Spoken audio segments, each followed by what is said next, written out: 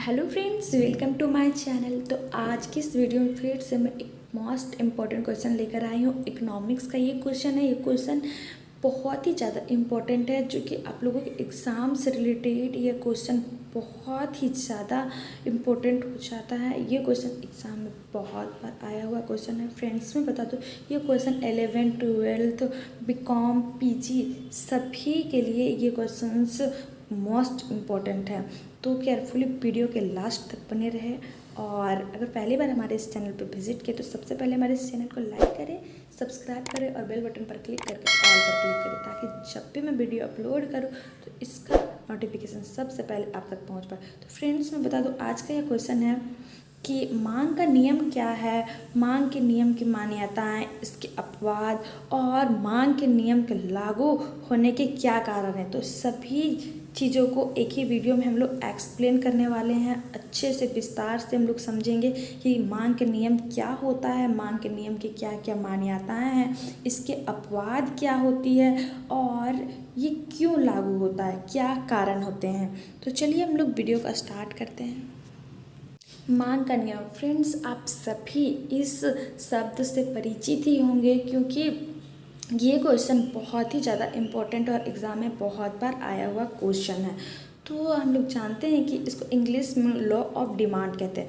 जैसे कि वस्तु की कीमत तथा उसकी मांग मात्रा के बीच पारस्परिक घनिष्ठ संबंध पाया जाता है। यानी वस्तु की कीमत और किस तरह से वस्तु का मांग किया जाता है, दोनों के बीच में क्या रिलेशन होता है, उस फैक्ट को मांग का नियम बताता है।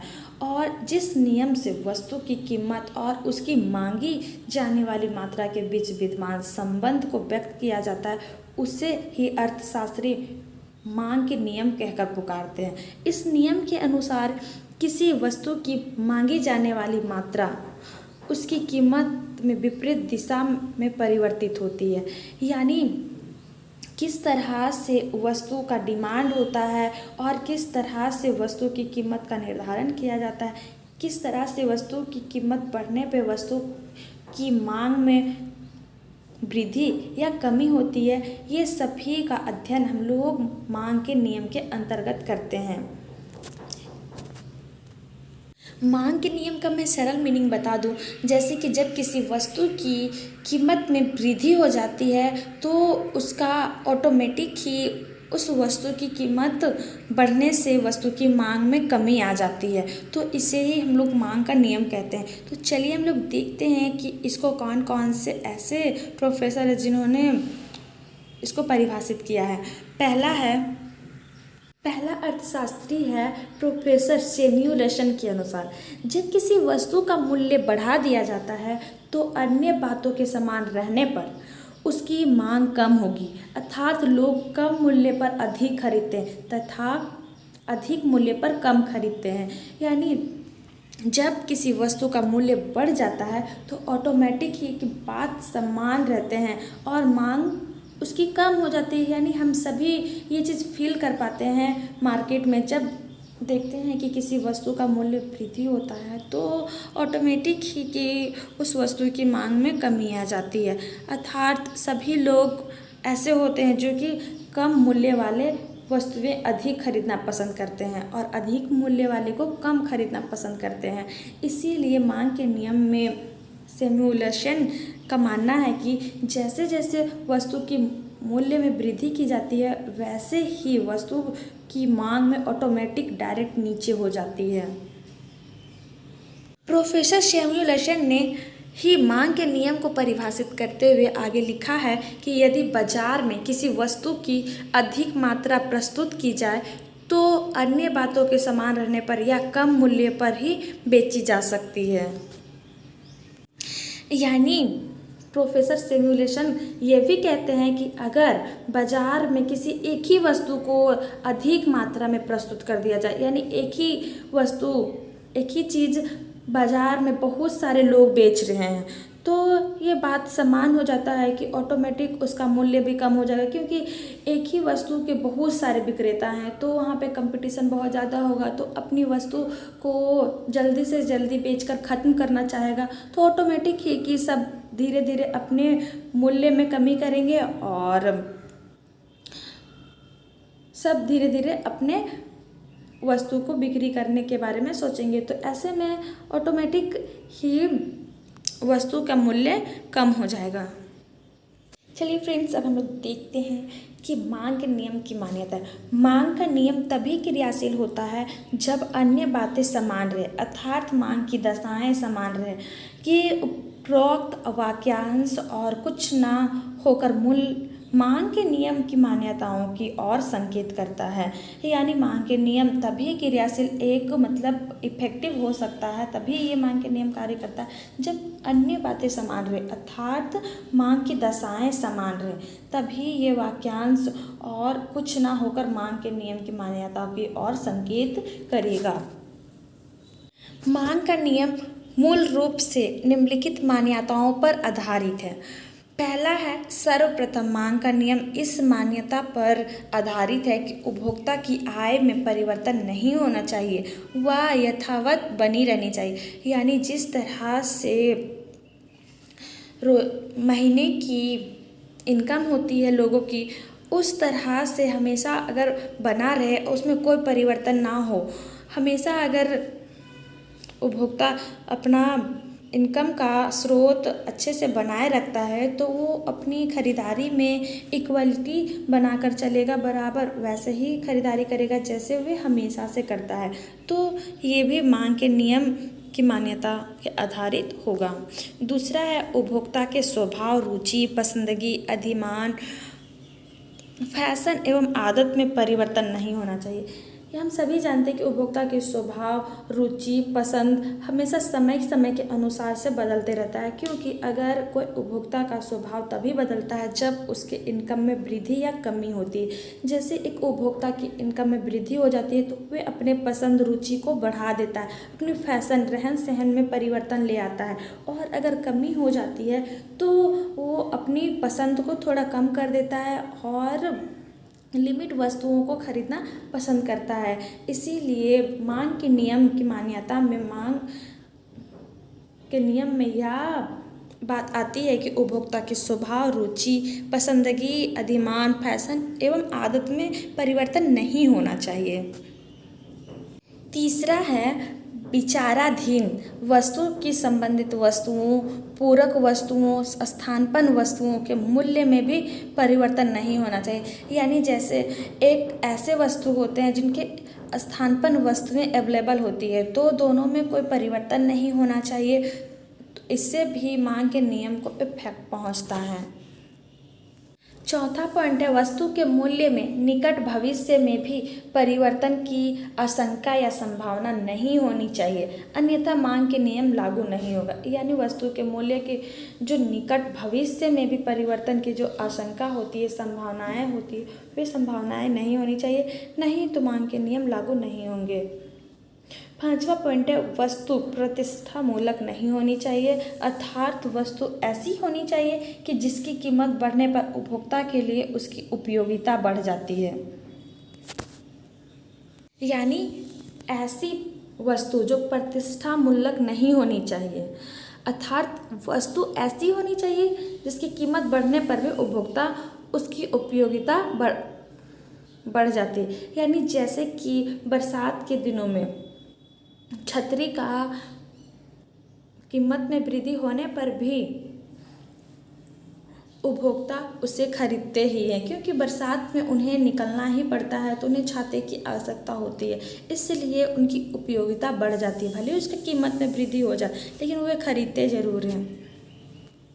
छठा पॉइंट है उपभोक्ता को वस्तु की नई स्थानापन्न वस्तु का पता नहीं लगना चाहिए।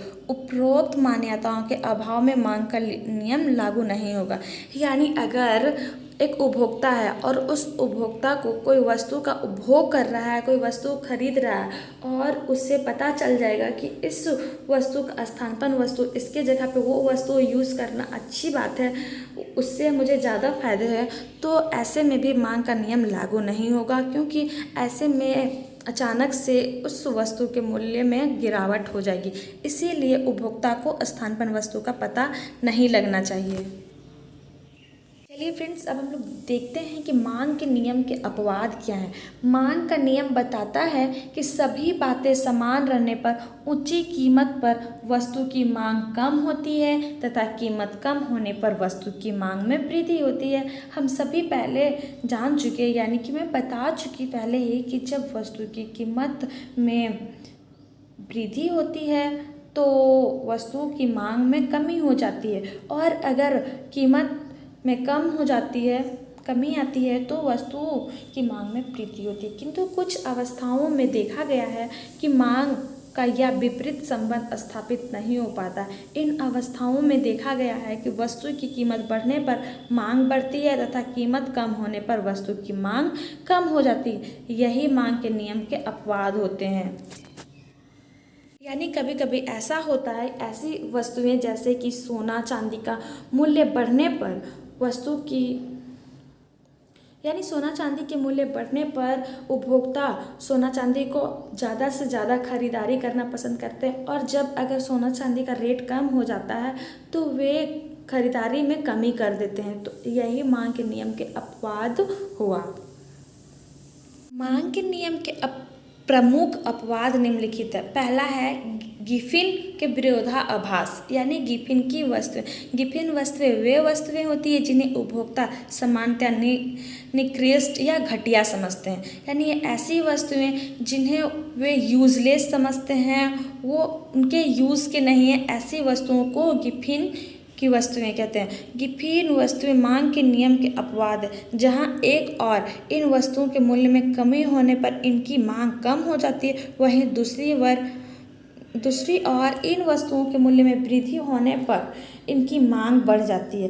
अन्य शब्दों में इन वस्तुओं की मांग की कीमत से प्रत्यक्ष संबंध होता है। यानी कभी कभी आप सभी देखते होंगे कि रास्ते में कुछ कपड़े बिकते रहते हैं, तो वो सभी ऐसे स्टैंडर्ड उपभोक्ता होते हैं, ऐसे स्टैंडर्ड कस्टमर होते हैं, उन कपड़ों को घटिया माल समझते हैं, इसीलिए वे खरीदारी नहीं करते। लेकिन कभी कभी ऐसी स्थिति आ जाती है कि उन वस्तुओं को पूर्ण रूप से उसे खराब समझा जाता है। लेकिन अगर अन्य कपड़े जिनकी मूल्य ज़्यादा हो जाती है, तभी उन घटिया वस्तुओं की मांग में वृद्धि हो जाती है। क्योंकि जब जो वस्तुएं जिन तरह वे कपड़े पहनते हैं, वैसी कपड़ों की प्राइस में बहुत ज़्यादा वृद्धि हो गई है और उनके इनकम में अगर कोई परिवर्तन हो गया है, तो वे फिर से घटिया वस्तुओं को ही खरीदना पसंद करेंगे। इसीलिए कहा गया है कि अन्य शब्दों में इन वस्तुओं की मांग का कीमत से प्रत्यक्ष संबंध, यानी डायरेक्ट रिलेशन रखता है। गिफिन विरोधाभास, जिन वस्तुओं की मांग आय बढ़ने के साथ घटती है उन्हें निकृष्ट वस्तुएं अथवा गिफिन वस्तुएं कहते हैं। गिफिन वस्तुओं का आय प्रभाव इतना अधिक ऋणात्मक होता है कि धनात्मक प्रतिस्थापन प्रभाव उस ऋणात्मक प्रभाव को पूरा नहीं कर पाता, अतः यह शुद्ध प्रभाव ऋणात्मक रहता है, यानी पूर्ण रूप से इफेक्ट पड़ता है। मांग के नियम का दूसरा पॉइंट है यानी अपवाद, यानी मांग के नियम के अपवाद का दूसरा पॉइंट है सामाजिक स्तर व फैशन की प्रतीक वस्तुएं। यानी सामाजिक स्तर व फैशन की प्रतीक वस्तुओं के मूल्य में वृद्धि पर इनकी मांग बढ़ जाती है तथा फैशन से बाहर होने पर कीमतें गिरने पर भी इनकी मांग नहीं बढ़ती। यानी जो फैशन डिजाइनिंग वाली वस्तुएं होती है, स्टैंडर्ड क्वालिटी की होती है, उसकी मूल्य में वृद्धि होने पर उसकी मांग और ज़्यादा बढ़ जाती है। उसकी मांग बढ़ने पर भी, मतलब कीमत बढ़ने पर भी उसकी मांग नहीं घटती है। तीसरा पॉइंट है गिफिन विरोधाभास, जिन वस्तुओं की मांग आय बढ़ने के साथ घट जाती है उन्हें निकृष्ट वस्तुएं अथवा गिफिन वस्तुएं कहते हैं।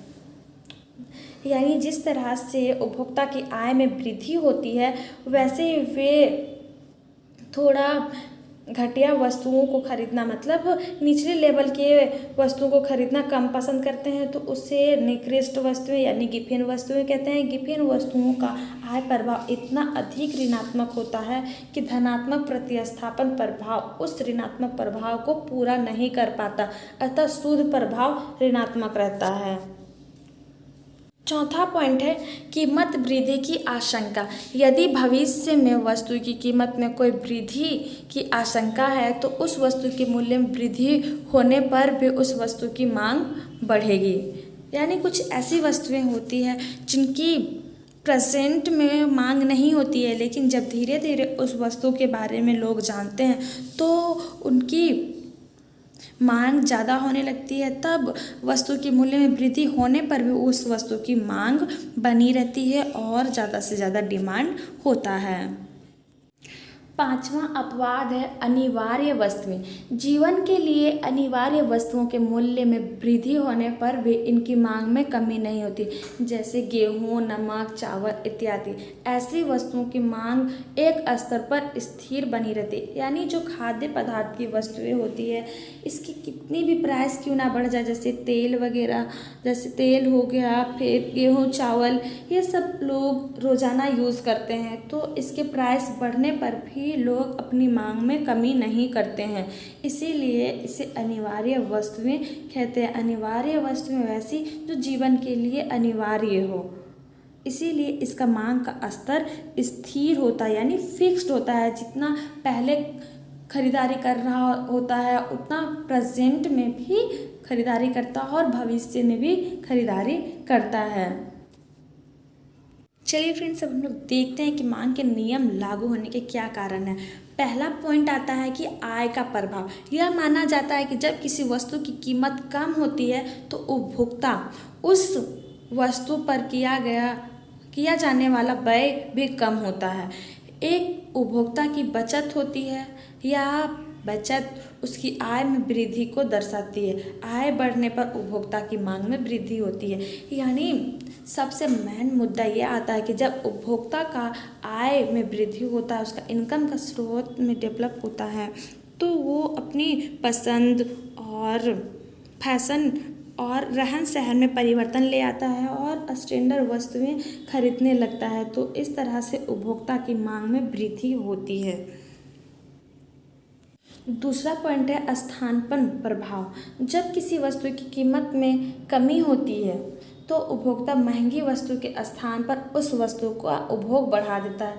यानी जब कोई ऐसी यूज़फुल वस्तुएं होती है, जब उस वस्तु की कीमत घट जाती है तो उपभोक्ता पहले उस वस्तु को 10 खरीदता था तो अब उसमें 20 खरीदना पसंद करेगा और ख़रीदारी करता है, क्योंकि उसकी इनकम का स्रोत वही है और उस वस्तु की कीमत में कमी हुई है। तो वो चाहता है कि मेरे पास इतने पैसे बच जा रहे हैं तो क्यों ना इसका दोगुना खरीद ले, इसीलिए वह वस्तु का उपभोग बढ़ा देता है। जैसे उदाहरण दिया हुआ है कि सीएनजी की कीमत कम होने के कारण लोग पेट्रोल के स्थान पर सीएनजी का उपयोग करने लगे। ऐसा करने के कारण सीएनजी की मांग में वृद्धि हुई। आखिरी पॉइंट है ह्रासमान सीमांत उपयोगिता नियम। इस नियम के अनुसार जब एक उपभोक्ता एक वस्तु का उपभोग बढ़ाता है तो अतिरिक्त इकाई से प्राप्त होने वाली उपयोगिता कम हो जाती है। अतः जब उपभोक्ता को प्राप्त उपयोगिता कम होती है तो वह उस वस्तु पर पहले की अपेक्षा कम पैसा व्यय करना चाहता है। अतः वह अपने उपभोग को तभी वृद्धि करेगा जब उस वस्तु की कीमत में कमी होगा। यानी जब एक उपभोक्ता एक वस्तु का उपभोग बढ़ाता है, यानी उस वस्तु को ज़्यादा से ज़्यादा खरीदता है, तो अतिरिक्त इकाई से प्राप्त होने वाली जो उपयोगिता होती है वो कम हो जाती है। अतः जब उपभोक्ता को प्राप्त उपयोगिता कम होती है तो वह उस वस्तु को पहले की अपेक्षा कम पैसा व्यय करता है और अपने उपभोग को तभी वृद्धि करेगा जब उसकी उस वस्तु की कीमत में कमी होती है। तो आज के लिए इतना ही। उम्मीद है आप लोग अच्छे से मांग के नियम के बारे में समझे पूरे विस्तार से। तो ऐसे इम्पोर्टेंट प्रश्न के उत्तर और इम्पोर्टेंट्स अपडेट जैसे मैट्रिक, इंटर, यूजी, पीजी और एक कल्याण से रिलेटेड अपडेट्स और इस तरह के इम्पोर्टेंट्स वीडियोस पाने के लिए हमारे इस चैनल को लाइक करें, सब्सक्राइब करें और अपने फ्रेंड्स के साथ भी शेयर ज़रूर करें। धन्यवाद।